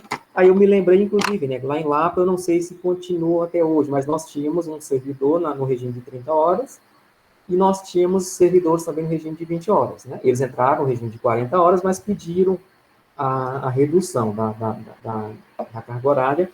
E aí eu imaginei assim, se o servidor ele tem um período, né? Imagina um servidor lotado aqui em Barreiras, ele tem um período livre, ele não necessitava, né? Eu imagino que não sei só se o período, né? Só se o pós-doutorado, ou perdão, a pós-graduação dele fosse em uma outra cidade, mas se fosse, por exemplo, ele lotado em Barreiras e tivesse a pós-graduação aqui em Barreiras, então eu acho que não teria a possibilidade do afastamento, poderia fazer trabalhando, né? Então eu vi por esse caminho, né? Mas eu entendi também as colocações dos conselheiros e, de fato, né, a gente precisa só, talvez, deixar um pouco mais claro um pouquinho o que a gente está querendo. O outro ponto que eu trago é mais impactante, assim, né? Eu não sei se o conselheiro Jorge, ele se atentou, mas o decreto 991, ele teve, em 2020, em outubro, ele teve uma alteração, né? E essa alteração, ela, inclusive, né, que é o decreto, só pegar o número aqui para vocês acompanharem, é o decreto 10.506, de 2 de outubro de 2020, ele altera, inclusive, né, o artigo 27 do outro, colocando o quantitativo previsto pelo órgão ou pela entidade não poderá ser superior a 5% dos servidores em exercício no órgão ou na entidade, e eventual resultado fracionado será arredondado para um número inteiro imediatamente superior, né? Então, eu não sei se o conselheiro Jorge ou se algum outro conselheiro tinha se atentado que aquele valor lá de 2%, ele foi alterado no decreto de 2019 em um novo decreto de 2020. Tá? Então, eram essas, professor Luiz, as considerações que eu tenho para o momento. Obrigado, professor Antônio. Muito pertinentes as suas colocações. Eu vejo aqui que Vanessa, Jairo e Keila, né, estão com... Cleiton também com as mãos levantadas. Só vou perguntar aqui se realmente não... no caso de Vanessa, Jairo e Cleiton, se não é esquecimento da outra fala, se realmente vocês estão solicitando novamente, aí mantenham, né, porque aí eu creio que a ordem aqui seja Vanessa, depois Jairo, depois Keila e depois Cleiton, né, então acho que é isso. Bom, antes de passar para vocês, eu vou passar para o conselheiro Jorge, ele até levantou a mão depois, mas eu já tinha solicitado a ele, né, a participação, então vou pedir a ele que comente a respeito, principalmente dessa colocação do professor Antônio sobre os 5%, né, se ele não havia verificado, E aí, o professor Jorge já se manifestou aqui no chat também sobre a questão de não haver impedimento para a inclusão do pós-doc, né? Então, seria mais uma questão nossa mesmo da Câmara de sugerir ou não essa inclusão, né? Então, eu vou passar ao conselheiro Jorge, e aí depois a gente segue com as demais contribuições. Consegue me ouvir agora, professor? Perfeitamente. Tá, então ótimo. Não, então era essa colocação, né, que eu ia fazer em relação ao não impedimento, né, do decreto 9.991, né, da inclusão do pós-doc, da Câmara, né, eu não fiz essa menção no parecer, porque eu tive o mesmo entendimento que o professor Antônio, né, ele colocou, enfim, talvez quem propôs, né, o edital, ele tenha pensado justamente nessa questão que o professor Antônio levantou, é por isso que eu não fiz menção nenhuma, mas não há impedimento nenhum, né, inclusive o artigo 21, né, do decreto 9.991, ele não faz essa distinção, né, e outros editais de outras universidades, né, trazem essa possibilidade para o TAI, né, eu também não sei se há, né, algum instrumento legal novo, né, que realmente houve uma mudança nesse decreto, uma alteração, né, pelo decreto que o professor Antônio citou, né, pelo decreto 10.510, né, 2020, e isso aconteceu bem naquela altura, Antônio, que a conselheira Vanessa vai lembrar, né, que a gente estava, quanto comissão, elaborando o PDP, né? Só que o PDP, ele aqui não foi aprovado, né? Aí eu não, também assim, é outra coisa também que eu não sei se vale a pena, assim, enfim, isso é uma decisão também da Câmara, né? Eu também não fiz menção a essa questão do percentual, né? Que mudou o percentual, né? Ele aumentou o percentual, né? Mas realmente o decreto 10.510 traz isso, né? Só que o nosso PDP não foi aprovado, né? Embora realmente tenha um decreto que ele está acima do PDP, né? E, enfim, né? Tem essa questão que a Câmara pode enfrentar, né? For o caso, ajustar isso ao decreto 10.510, que é o mais novo, né? O de 2020, né? Então, só para poder esclarecer, né, essa questão que foi tocada aí pelo professor Antônio, em relação ao percentual lá de 2%. Obrigado, conselheiro Jorge.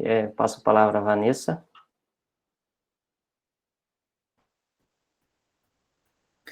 Eu solicitei a palavra novamente para falar sobre o item 1.7. Compreendi a solicitação do Ari, né, em relação à inclusão do pós-doutorado, para dar oportunidade para todos os técnicos se inscreverem, mas acho que o professor Antônio resumiu bem meu pensamento, né? Nós temos um quadro que ainda demanda de muitas pessoas que querem fazer mestrado, né? E como nós teremos aí, pelos meus cálculos, aqui 4 ou 5 vagas, eu acho que a gente deveria priorizar essas pessoas que ainda querem sair para fazer o seu mestrado, antes da gente liberar alguém para fazer o pós-doutorado, né? Só deixar registrado, então, que nesse caso eu sou contra a inclusão do pós-doutorado. Obrigada. Certo, Vanessa. Jairo? Minha intervenção vai no sentido do questionamento em relação à porcentagem, né, 2%, já foi até trazida pelo conselheiro Antônio a respeito dessa possível alteração, mas aí minha dúvida é, mesmo considerando os 2%, um edital, o edital ele tem uma validade de 6 meses, então significa dizer que em um próximo edital nós manteríamos essa percentual de 2%, ou já que é um percentual máximo, se for preencher esses 2%, não tem como mais ter afastamento, e ainda nessa linha, significa dizer que para a gente considerar os 2% agora, não teríamos que ter nenhum, como total de vagas, não teríamos que ter nenhum afastado. Era essa questão que eu queria, como é um valor relativo, então isso pode gerar dúvidas, acho que seria importante já fosse esclarecido aqui no momento da discussão, para posteriormente não haver divergências. Entendi, conselheiro Jair. Na verdade, até onde eu entendo, e aí se eu estiver errado, eu peço que Cleiton me corrija, mas o limite ele é relativo 2% em qualquer momento, né? A gente não pode passar de 2%. Então, independente do edital, enfim, né? Havendo nesse momento atual já 2% de servidores técnicos, ou 5% agora, né? Considerando, se a gente tivesse 5% já dos técnicos em qualificação e afastamento integral, a gente só ia poder liberar o próximo quando um deles retornasse, porque a gente não pode passar desse percentual, né? Sempre esse percentual vai ser o limite. Não sei se eu respondi a sua pergunta, professor Jairo, mas independe do edital, na verdade é o quantitativo máximo que a gente pode ter ao mesmo tempo, né? Realizando pós-graduação com afastamento integral. Desculpa, eu também entendo dessa maneira, que é o valor máximo. E aí minha questão sendo de fato o valor máximo, não seria talvez mais prudente colocar qual o número de vagas disponível, em vez de que porque já que o edital ele tem 6 meses de validade, né? Não tem como a gente saber, a universidade pode, no máximo, tantas vagas para afastamento, atualmente temos X, então o disponível nesse momento é Y vagas. Uhum. Seria... Eu não sei se é interessante, porque a gente poderia divulgar isso, né, a Progep, acho que poderia divulgar isso frequentemente, mas se ficar no edital e por acaso, em algum momento, durante a vigência do edital, houver a ampliação de vagas, a gente ficaria limitado àquele número inicialmente previsto, né? Então, a gente teria que considerar aquela limitação. Vamos supor que algum servidor acabe retornando antes do tempo previsto, e aí a gente tem a possibilidade de ampliar, né? O edital vai travar essa possibilidade. Eu vejo assim, é só uma questão, é só uma opinião. E aí eu acho que o conselheiro Cleiton, ele poderia, talvez já nesse momento, fazer para a gente o seu contraponto aí a respeito, antes de eu passar a palavra para a Keila. Primeiro eu vou falar, eu fui revisitar aqui os documentos do histórico no momento em que a gente estava trabalhando na construção do edital e cheguei aqui o porquê que a gente não colocou o pós-doutorado. Justamente alinhados com a fala do professor Antônio, com a fala da Vanessa, de que como existe uma discricionariedade e o pós-doutorado, embora ele seja importante, ele não é um título, nós priorizamos o mestrado e o doutorado por entender que nós temos ainda um volume grande de servidores técnicos para acesso a esse mestrado e a esse doutorado.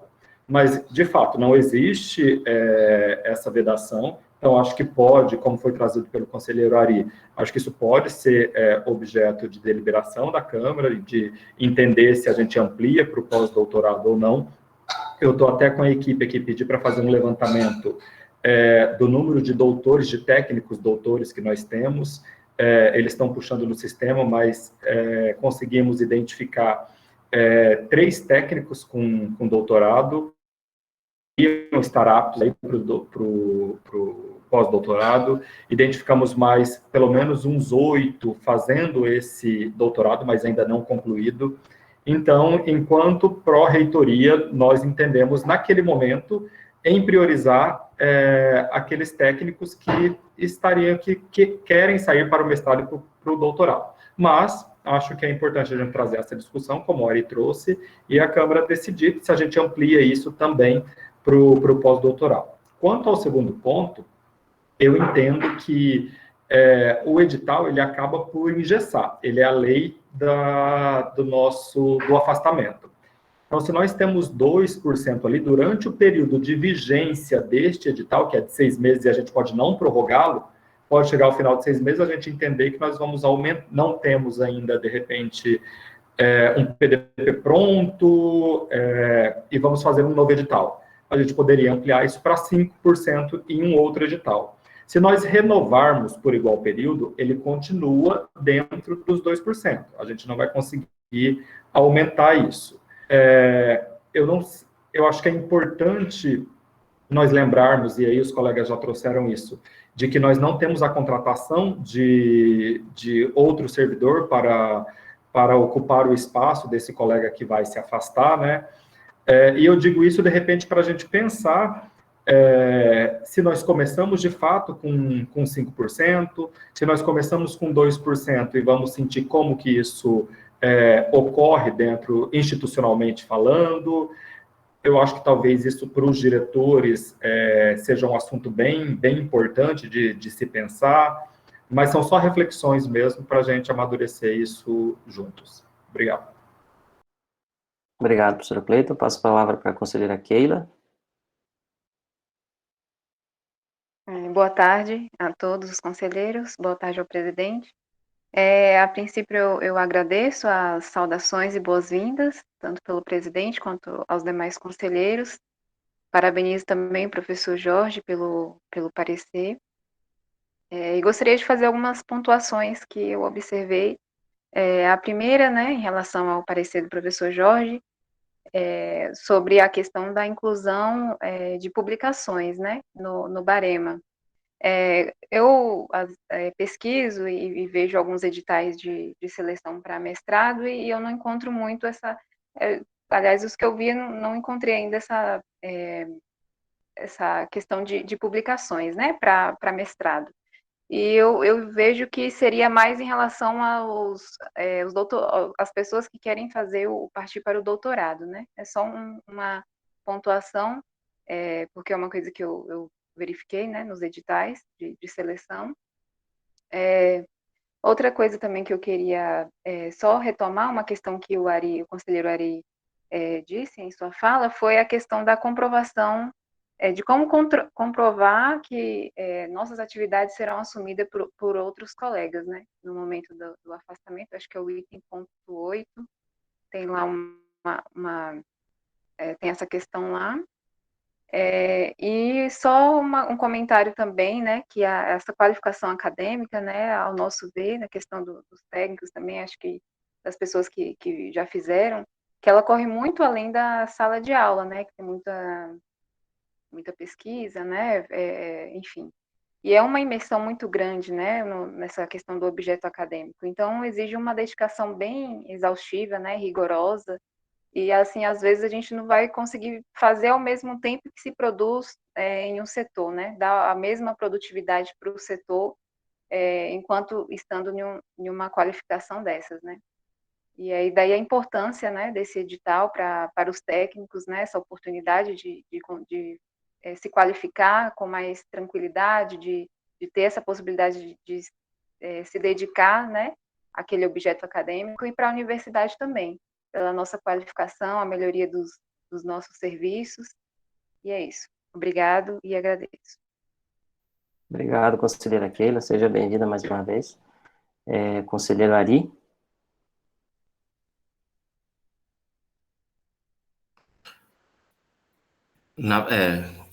Keila até que acabou que antecipou bastante coisa do que eu ia falar. De fato, é gratificante a gente estar participando desse momento que eu considero histórico na UFOB, visto que a gente está implementando um regulador, ainda que na condição de edital e não diretamente da política, de suma importância para o funcionamento da universidade e a qualificação da universidade, como a Keila colocou.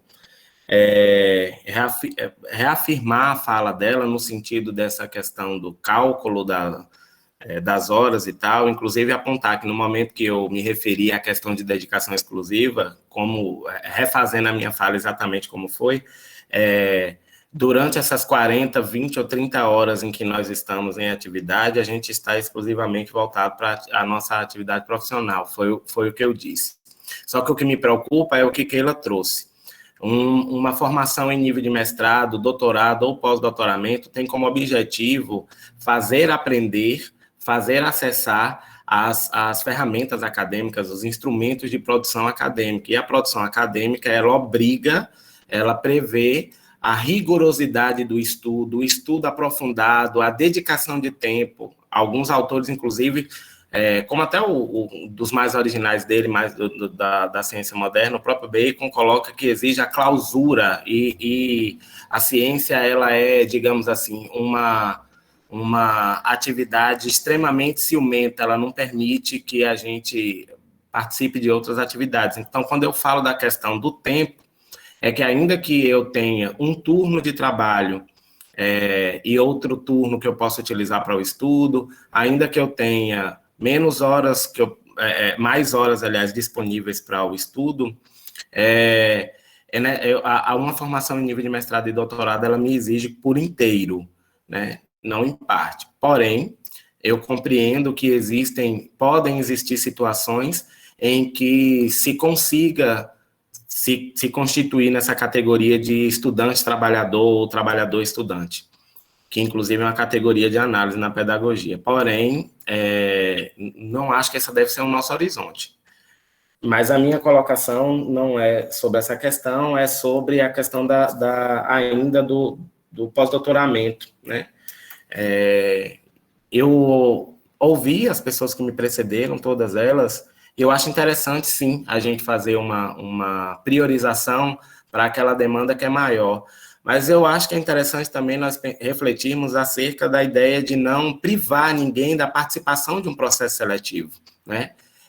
Como aqueles previstos por edital. Então, eu acho que se a gente pudesse fazer, sei lá, uma distribuição de critérios que priorizassem o ingresso no nível de mestrado, no nível de doutoramento, e no nível de pós-doutoramento, deixando a cargo, sei lá, percentuais dentro do quantitativo de vagas para esse afastamento que exista, seria mais interessante. Inclusive, prevendo dentro dessa estratégia de distribuição de percentuais, a ideia do reaproveitamento de vaga, não havendo pessoas que se inscrevam para se afastar por pós-doutoramento, que essa vaga fosse repassada para o doutoramento ou para o mestrado. Mas eu acho interessante a gente não retirar itens dessa condição, até para que se faça uma reafirmação do técnico no lugar também de pesquisador, até para que se reafirme essa compreensão de que o TAI também pesquisa, e que a sua pesquisa, a pesquisa do técnico, também contribui para o funcionamento da universidade, para a qualificação da universidade e coisas tais. Eu estou trazendo essas ideias para tentar contribuir com a nossa discussão aqui e a gente encontrar o melhor caminho, que não privilegie, mas que também não exclua, né? A balança entre privilégio e exclusão, ela precisa pesar e contrapesar muito bem para que a gente não acabe excluindo com o objetivo de manter uma equidade e nem privilegiando com o objetivo de prever uma exclusão. Eu estou trazendo elementos para a nossa reflexão, porque eu acho que é importante, visto que esse edital, por um período, vai imperar como única referência para a institucionalização e a normatização dos afastamentos. Obrigado, conselheira Ari. Certamente é muito importante que a gente faça essa discussão. Eu vou tentar resumir um pouquinho. Conselheira Keila está com a mão levantada ainda, quer se manifestar ainda, conselheira Keila? Ah, ótimo, acho que era só tinha esquecido, né? Obrigado. Conselheiro Jorge, inclusive, se manifestou aqui também no chat, né? Que esclarecendo que na proposta, né, do PDP já há essa modificação aí do percentual também, já está sendo prevista lá. Bom, então acho que nós temos, em primeiro lugar, um ponto importante é que nós atingimos o teto né, de horário da nossa reunião. Eu creio que estamos já convergindo nas nossas falas e em certas questões até divergindo de maneira bastante sadia aí nas nossas análises, e mas eu creio que não estejamos muito longe de um consenso, né, e gostaria, se possível, né, de continuar por mais um período, que eu creio que de 20 a 30 minutos aí seria suficiente, para que a gente possa terminar de discutir esse ponto de pauta. E aí nós deixaríamos para discutir o próximo ponto na sequência. Isso caso os conselheiros se disponham, né? Eu vou conceder a palavra aqui ao professor Antônio, por favor.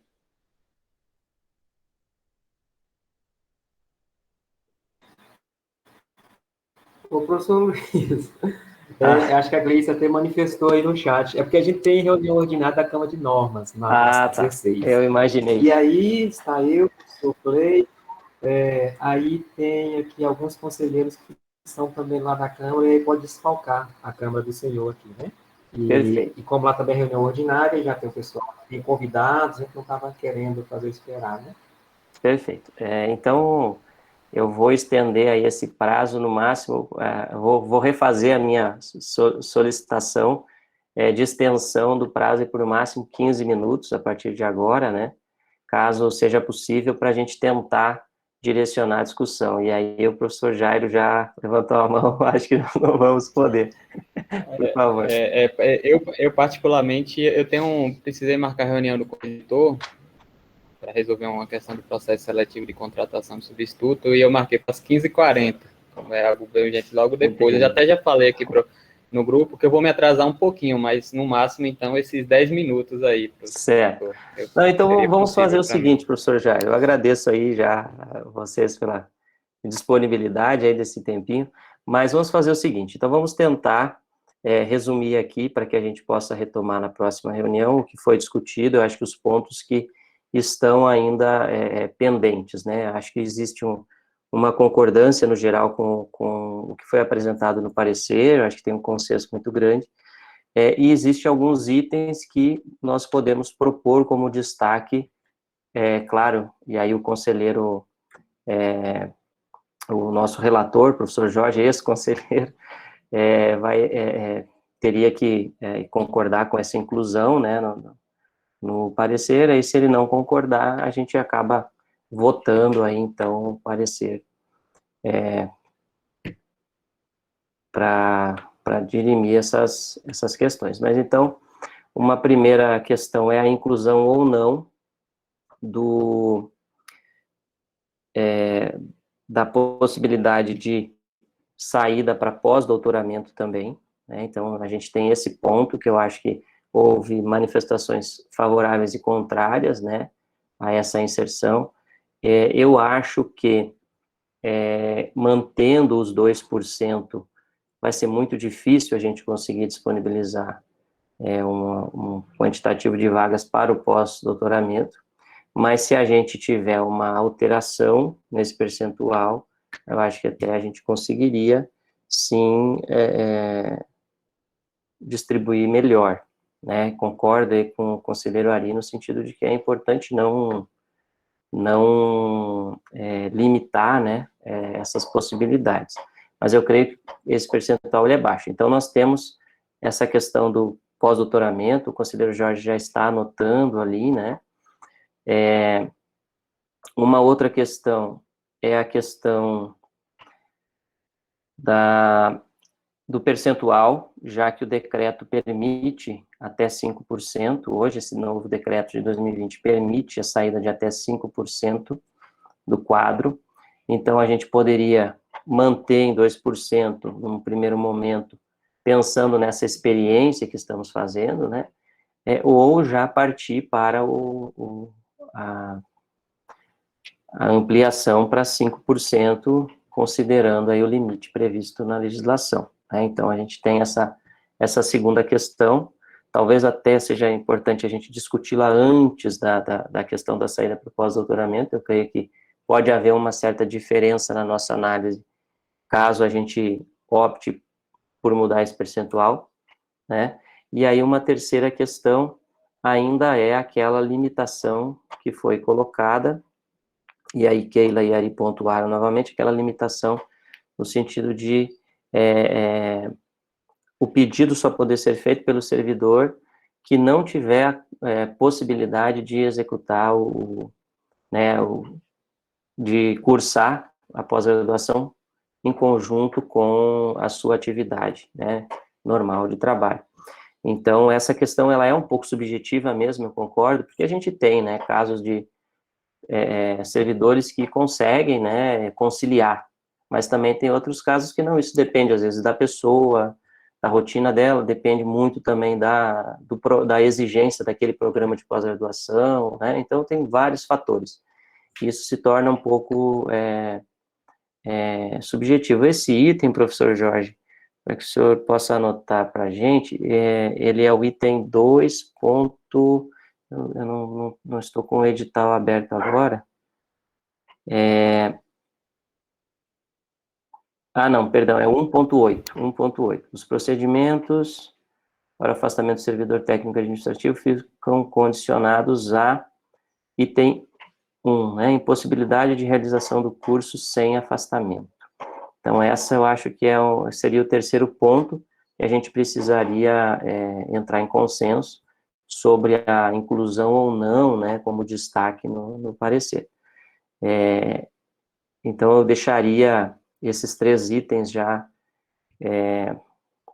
aí a gente deixaria já anotado, o professor Jorge está registrando, e aí a gente faria na próxima reunião, na continuação da nossa 8ª reunião ordinária, a gente partiria, então, para a discussão específica desses itens que ficaram, né, ainda em aberto, e aí já direcionando para o final da discussão, só com esses itens aí. Então, eu queria apenas consultar se existe mais algum item que foi tratado e que eu estou esquecendo, né? Então, que fosse colocado agora, para que depois, na próxima reunião, a gente já trate especificamente desses itens. Conselheira Vanessa, por favor. Eu gostaria de retomar o item também do Barema, da questão das publicações dos artigos. Sim. Porque, de fato, se um graduado for disputar no Barema com uma pessoa que tem doutorado, ela dificilmente vai conseguir alcançar a pontuação com artigos, né? Então, se for todos, vamos dizer, disputarem as mesmas vagas, eu acho que a gente vai ter que discutir novamente essa questão da pontuação do Barema. Certo. Na proposição inicial, não havia, né, na proposição no edital proposto, não havia inicialmente essa pontuação, né, para os artigos. Então, foi uma proposição do relator, e aí a gente poderia solicitar aí, né, como destaque, que essa sugestão fosse retirada. Então, eu vou pedir ao relator que registre também a questão da pontuação das publicações como um item a ser discutido, retomado na continuidade. Conselheiro Cleiton. Eu queria só contribuir com 2 pontos. O primeiro deles é sobre a impossibilidade de ter que comprovar a impossibilidade de realização do programa, do curso, sem afastamento. E isso está no edital, e é importante a gente ter essa informação também, porque o decreto 10.506 de 2020, ele traz expressamente isso em seu corpo. Então, entendi. Um dos critérios é esse, você tem que comprovar a impossibilidade de cumprimento das atividades previstas ou a jornada, que ela seja incompatível com a jornada semanal de trabalho do servidor. E ele traz justamente a jornada semanal, e aí a gente precisa lembrar que pode ter a compensação dentro da semana. E o segundo... Cleiton, só em relação a esse primeiro ponto, para contribuir também, antes de você passar para o próximo ponto, na fala da Keila, eu fiquei refletindo justamente sobre isso. Essa impossibilidade é uma questão que tem que ser avaliada, né? Mas eu creio que a justificativa, a própria justificativa que Keila estava apresentando, né, ela é muito plausível, né? E aí isso, na minha visão, já seria uma manifestação, uma comprovação da impossibilidade, né? Então, acho que o servidor, ele se manifestando, ele colocando essas limitações que ele teria, eu creio que não haveria nenhuma dificuldade aí em justificar essa impossibilidade. Só imagino, eu penso dessa maneira. Mas talvez a gente pudesse acrescentar um texto que ajudasse, né, a deixar isso mais transparente, mais claro, né? É só para contribuir. Desculpe lhe interromper. Não, esse era o primeiro ponto, e o segundo, até para não me alongar muito, sobre a fala da conselheira Vanessa, e nós, de fato, não colocamos questões relacionadas à produção de artigos e em quales, como o relator, de maneira muito acertada, colocou, nos chamou a atenção para isso, porque nós, considerando que nós precisamos de alguns critérios, nós resolvemos privilegiar os critérios de dentro da UFOB, de enquanto servidor da UFOB, aquela pessoa que, em alguma medida, se destacou por participar de comissões, por contribuir com a UFOB, não que um artigo não contribua, mas no sentido da execução mesmo, em especial quando a gente fala dos técnicos que têm esse trabalho mais técnico mesmo, de participar de muitas comissões. Então, foi nesse sentido. É isso, obrigado. Perfeito, professor Cleiton. Eu creio que a gente está até convergindo no sentido de retirar, de sugerir ao relator, né, um destaque para retirar aquele item K, aquela sugestão. Mas fica para a gente pensar. E aí eu concedo a palavra ao professor Antônio no finalzinho aqui, né, professor Antônio, ele tem que presidir a outra reunião, eu concedo a palavra, e aí, então, a gente encerra. Eu creio que realmente nós já fizemos as pontuações necessárias, aí a gente suspende a reunião para dar continuidade na próxima semana. Tá bom, professor Luiz. Eu vou ser bem rápido, porque eu tenho que voltar de lá para outra, né? Sobre ainda a questão do pós-doutorado, né, de incluir nesse momento. Assim, o meu posicionamento é de que a gente precisa garantir, né, assim, uma vez que o título também é uma forma de progressão, de progredir dentro da carreira do TAI, a gente precisa ver que se a gente, né, manter as mesmas pessoas que já têm um doutorado, né, saindo, a gente não vai dar oportunidade para as pessoas que estão ainda com a sua graduação para poder fazer um mestrado e um doutorado, né, que a gente sabe que aí também é uma forma que eles têm de fazer a sua progressão. E aí a gente vai estar dando nova oportunidade para quem já teve, e eu vejo que a gente pode pegar por esse caminho, né, para a gente, né, ver a questão de prioridades, né, se uma vez que a gente vai precisar, né, priorizar essas formações iniciais, aí eu acho que também uma forma que a universidade precisa pensar nisso, né, priorizar essas formações iniciais, e que aguarda, né, e que tem muita gente que está aguardando aí por muito tempo para fazer o seu mestrado, para fazer o seu doutorado, né, e aí eu vejo nesse sentido, considerando que hoje nós temos em torno de 3 pessoas, né, com doutoramento na UFOP, né, então eu não vejo, e assim, tem outras fazendo, né, mas que tenha concluído, né, até onde eu sei, são em torno de 3 pessoas. Né? Obrigado, professor Luiz. Eu que agradeço, professor Antônio. Pronto, é uma opinião importante, nós vamos considerá-la. Eu creio também que esse edital, que as solicitações que acontecerem nesse edital vão servir já de parâmetro para os próximos, né, porque nós vamos ter uma noção das necessidades, né, que existe, dos interesses dos técnico-administrativos em relação à pós-graduação, e isso pode até auxiliar na elaboração do próximo, né. Então, esse primeiro, mesmo que a gente discuta muito aqui, eu creio que ainda vai ficar um pouco aquém do ideal, mas a gente vai melhorar para os próximos. Então, eu agradeço a compreensão de todos em relação ao horário que a gente excedeu um pouquinho, e as contribuições, as discussões, creio que tenham sido muito proveitosas, e declaro, então, suspensa a nossa 8ª reunião ordinária, e retomaremos ela na próxima semana para dar continuidade à discussão da pauta. Certo? Uma boa tarde a todos, obrigado pela presença, e até a semana que vem. Obrigado, boa tarde.